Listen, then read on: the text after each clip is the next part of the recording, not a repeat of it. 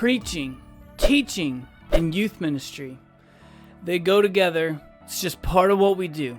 But what do you do when you're trying to preach and teach to the generation with the shortest attention span of only 8.25 seconds? Famously, you've heard it's less now than a goldfish, down 4.5 seconds from the year 2000. And is there a way for us to digitally enhance through hybrid means the way in which people learn and listen to our teaching and our preaching now in this generation? Because teaching and preaching is not only an integral part of youth ministry, but it's an integral part of the way in which we disciple our students and help them understand the claims, values, and teachings of Jesus. So how do we take this hybrid approach? Not just digital, not just in person, but melding of the two together to increase awareness and to help bring about a better retention of our teaching and our preaching to our students. In this episode, we will answer how to preach and teach to a TikTok generation and what we as communicators are up against. Additionally, we'll explore what we can learn from the culture that's around us. And finally, I want to offer for you 3 hybrid solutions to help engage and increase teaching and preaching and awareness in your context that you can implement tomorrow. Welcome to the Hybrid Ministry Show. Well, hey everyone, welcome back to another edition of the Hybrid Ministry Show. I, as always, am your host, Nick Clayson. I'm a 13-year youth ministry veteran, now currently located in the DFW, Dallas, Fort Worth area. Excited to be with you. I've been teaching and preaching my entire career, but I've also been engaging with the importance of hybrid ministry. I've been aware of that and aware of the digital revolution ever since I started in youth ministry, which is why we have this playlist right here linked at the top of the screen that you're a part of as we are exploring new digital frontiers. The last video was all about games and how we can implement hybrid into our games and into the fun in our youth ministries. And this episode is about enhancing the messages. So I hope that you will stick around to the very end of the video, because in addition to that, I have a surefire resource linked in the description below that's not only going to help you win on social media and bring about your messages and all those things to your students and help bring that to them the other hours of your week, but it will also help you have fun with them like we talked about in the last video. And so I want to encourage you to like, I want to encourage you to subscribe. Those things are free for you and they mean a lot to me. And I want you to do that because we do drop resources like the one I just mentioned, 40 Done For You, an entire month's worth of social media, but not just a bunch of graphics. This is you actually getting in front of the camera, getting in front of a video, using yourself, your students, your leaders, whoever you want to help change the game on your social media platform. And so those types of things are coming at you every single week. We'll drop a new episode every single Thursday. So like, subscribe. Can't wait to see you on the other side. But hey, we are going to be diving into teaching to a TikTok generation. Let's explore that together. So famously, this generation has an attention span of 8.25 seconds. It's said that is less than the household goldfish. So I don't know if any of you guys have goldfishes or teenagers in your house, but if you do, your teenager has a shorter attention span than a goldfish.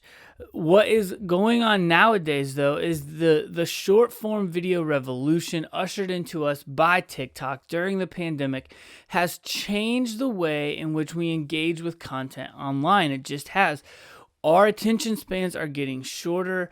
The need and relevance for a really, really crucial opening section of your video is what is going to determine if someone sticks around in your video or if they're going to leave. In fact, I want to share with you 3 examples from 3 very different classes and creators and just like different pockets of YouTube, but all 3 very good, 3 people who know what they're doing on social media. And I want to point out to you, we're going to watch them right here live on screen. I want to react to how well their hook and how well their intro does. So the first one up is a Mr. Beast video. So let's check this out together. This This is a $100 million mega mansion, and it's possibly the most luxurious house ever built by mankind. Okay, he's And just we're taught. gonna be He just comparing living in this house to living in B-roll. the He's got Justin $69 Timberlake million on art there. house that's built to Whoa. withstand a literal Got those tsunami. waves. A $30 million palace with its very own water park.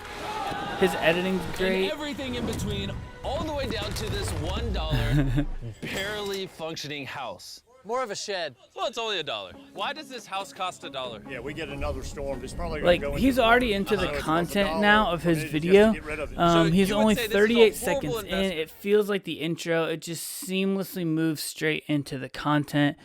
Mr. Beast is probably the best at the opening ones. This one is more of a entrepreneur guy, guru, trying to help you win online. So let's check out his video. This is my most brutally honest advice to my younger self. You can beat 99% of people Zoomed simply by out. continuing to work without needing your immediate reward. This bit is advice to my younger self on how I work harder. You're gonna lose sleep. You'll doubt whether it'll work. You'll stress to make. He's ends meet. catering You to won't the finish your to-do list. difficulty Wonder if of you what made he the does wrong and call. what No the way people to that follow finish. him That's need what to hard do. looks like. The other He's great got reason to work B-roll. harder is that the He's harder got you work, light the more you grow. transitions, all that type of stuff. Great. Now this one right here, this is church notes from Elevation and Stephen Furtick. So check this one out. Wonder what you're sitting on that you're not using today. That's not the beginning of his sermon, but it's the beginning Should of have this used video. all of your arrows. You should have taken everything God gave you and kept striking until you saw it. Until what you see They in your life edited it reflects so what that God it has spoken started over your life. there at what they consider to be the most It was interesting not a part. deficiency in the artillery that caused the king to be defeated. It was his lack of drive. So Can I say that the he reason I wouldn't- want to show all of you that is that the first 30 seconds or less of every single one of those videos, all very different, but all very good. Everyone who edited that video knew exactly what they were doing. So I actually have a video that I just released on a platform called My Youth Men, which is a membership tier of YM360. You can check it out, link in the description for a 7-day free trial. But the video is about discipling students and teenagers through the usage pitfalls and platforms of cell phones as opposed to away. And I show you those videos because I want to say that's what we as communicators are up against. Your students are watching those for entertainment, for fun, even maybe for inspiration with like a Stephen Furtick. And then you and I get up as like their youth pastor and we start teaching at them in all of our old seminary taught ways. I think, as I said in my video, that there are new ways of doing it. In fact, this is a educator's tool. It's going to be up here on the screen. If you're listening to the podcast, make sure that you hit the link in the show notes so you can see everything on YouTube with all of our video overlays and all of our things flying in. But this is called the Knowledge Pyramid, and there are two sections to it. There's the passive teaching methods, and then there's the participatory teaching methods. And most of us in church are using the passive teaching methods, and the percentages are broken down by the knowledge retention rate. So how well this style of teaching helps people retain that type of teaching. And so the lowest at 5% is lecture-based style. You might think 8.25 seconds is low, but I'm just going to admit to you, I am bored after a lecture, after only 8.25 seconds. Like, you have to be really killing it. So, and I have to be really interested in that form of content, the lecture style pyramid. 10% of the retention rate is reading. 20% is audio visual. So that would be something like including slides and or video in your teaching. And then 30% is demonstration. That's of the passive teaching style method. So all of those things are all things that you've been taught probably in seminary of how to teach someone and how to maintain relevance as you teach someone. But then it shifts, and at 50%, a discussion group, a participatory teaching method, is where the learning retention rate jumps up to 50%. If someone practices what they've learned by doing it, it jumps to 75%. And then if they teach others, it jumps to 90%. So in most cases, us as youth pastors, we push our students through passive teaching methods, and then finally we get them into a discussion group as a participatory teaching method. Discussion group is the lowest of the participatory section of retention. And that is why you and I, as we are teaching, we need to differ at what we're doing. Look at what Mr. Beast did, how he looked at all the different houses, right? And he kept it moving. He was only on each house for just a few seconds. He was moving. He was garnering interest. He was keeping you hooked. Even look at Furtick. He's on the floor with arrows in hand, like doing his thing. Yeah, it was lecture style, but there's visuals to it, right?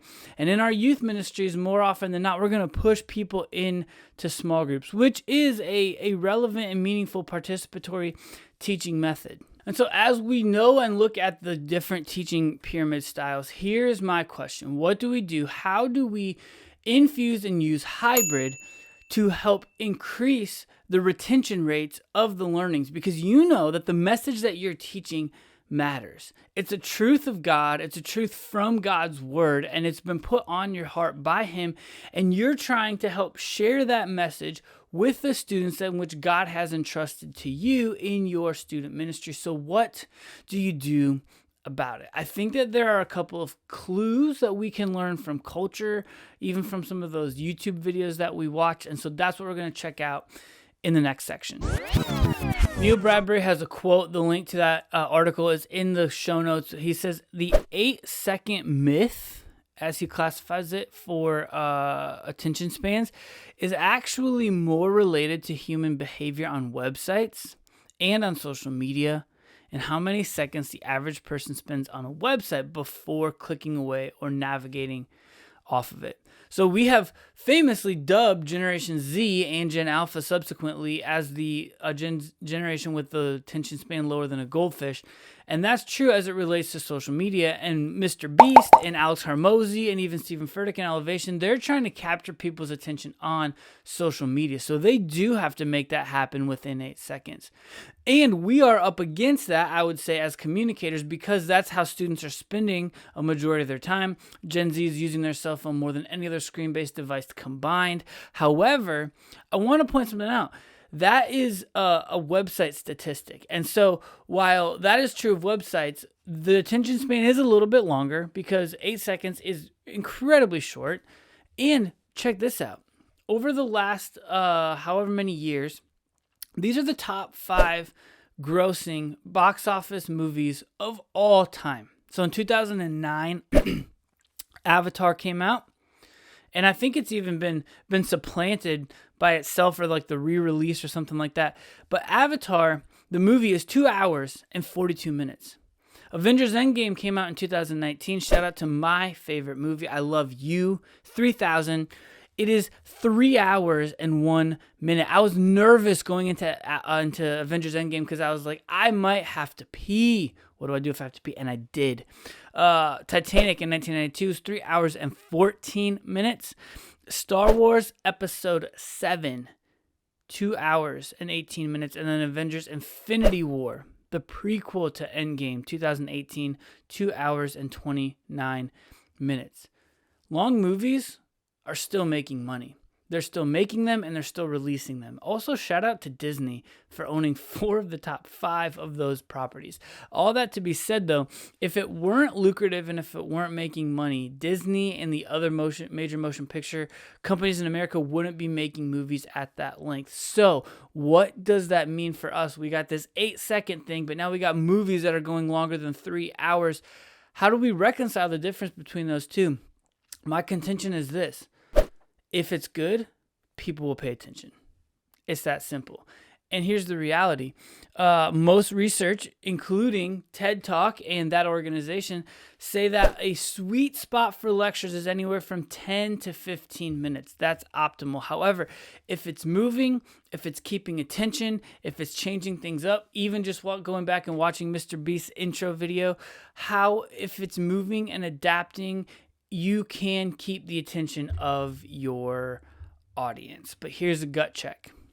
If Avatar and Endgame and Star Wars and Titanic are keeping people's attention, but you're losing them after only 8 seconds, then the gut check moment for you and I as youth pastors might be, we might be more boring than we think we are. In fact, I've been recording videos on this YouTube channel for 6 months, 8 months now, and that's been a gut check moment for me. When certain videos get less views, I'll go back, I'll look at the analytics, and I'll go and re-listen to it myself. And you know what I'll notice? Man, I'm boring, right? Like, I have to learn how to be more captivating. I have to learn how to be more interesting. I have to learn how to keep and retain my audience longer throughout the duration of my videos. Not only is that true for me as a communicator via YouTube, via video to y'all, but it's also true for me as a youth pastor. But going back and watching those videos, which, by the way, if you are not pre-recording your messages or recording them at all to go back and look and learn, you are missing out on the easiest way to become better as a communicator. But there's another hack, and there's another little silver bullet that's going to slide in here, because we're going to be exploring 3 hybrid ideas in this digital frontier to enhance our messages in the room. Let's check it out. So what are these hybrid ideas? Like I said, it's not just physical, it's not just digital, but it's a melding of the two. So in my mind, you're teaching live in the room, but you're putting things on their cell phone or putting resources on their cell phone for them to use later, because they're taking their cell phone with them for the other 165 hours beyond just the 1 hour that you've been in your program. And most of us as youth pastors, we're not good enough to contend with cell phones. So instead of contending with them, using them, leaning into them, we just force them to lock them away or get rid of them.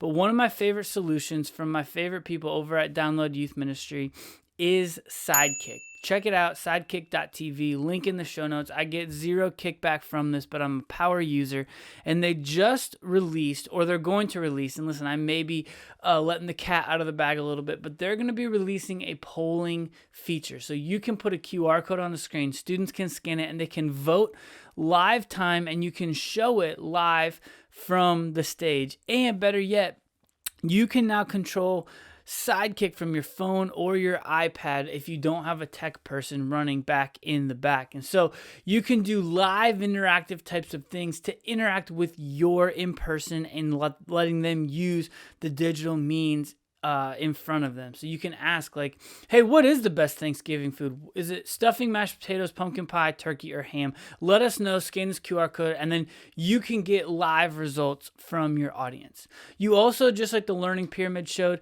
in addition to your lecture style, you need to be bringing visual aid with it. Use your screens, use your multimedia to your advantage. Use the things that are common to your students, like memes and TikToks. You can even pull out things like, hey, show the most interesting photo from your last week in your camera roll. And one of my all-time favorite ways to be hybrid is any sort of call to action. A camp sign up, a discipleship sign up, even now the Sidekick voting thing.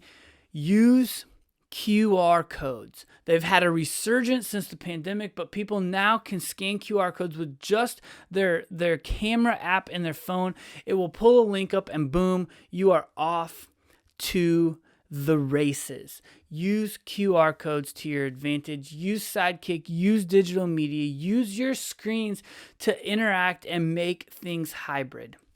The next idea that I have for you is YouVersion events. In our space, we call them digital notes. And so we link our YouVersion live events. If you didn't know, YouVersion is the Bible app made by Life.Church, but they have a events portion. And so what happens is if someone is in your church, it will pull geographically all the events that are live, and they can get in there, and there can be like notes, your main points, scriptures. You additionally, my favorite reason for it is you can create call to action. So you can put your camp sign up. You can put a Bible reading plan, so they can be on the digital notes. They can be taking notes in the space, in your room, as you're teaching, as you're preaching.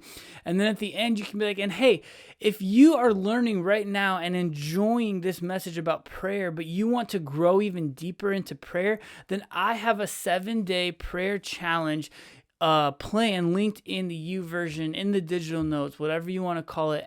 And kids can click it on their phone and right there sign up for a Bible reading plan. It's a way to help foster discipleship, to lean into the hybrid, right? You taught something, but now by just having notes available to them on their phone, you can say, hey, click accept and start reading that plan. The third idea that I have for you is use YouTube and use social media. In fact, in the links down below, I have a couple things, a less than $100 YouTube setup for you to start doing messages similar to this one right here, where you're sitting direct to camera and posting your messages to YouTube. If you have live streaming capabilities, then do that. But if you don't, as a youth pastor, I get it. I don't either. Sit down, pre-record your messages. In addition to that, you can use a service also linked in the description called opus.pro to then take your long form and clip it into short form and give yourself a bunch of social media content for the week.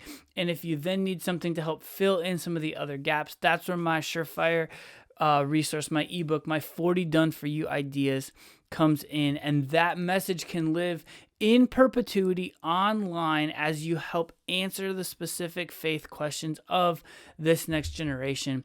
It can be more than just for students who miss. It can be for parents to check it out. It can be for students who don't even go to your church. It can be for students who go to your church to share messages with their friends. If they would never bring their friends to church, they can share a message on YouTube with their friends. And so those are my 3 ideas: Sidekick in digital media, YouVersion's digital notes, and finally utilize and use YouTube and social media to your advantage. The final piece of this playlist is we're going to be exploring and talking about how do we care for students in an ongoing type of way. We meet with them once a week, but then there's 167 hours. How can we, in a hybrid way, care for the students pastorally in the ways in which God has entrusted to us?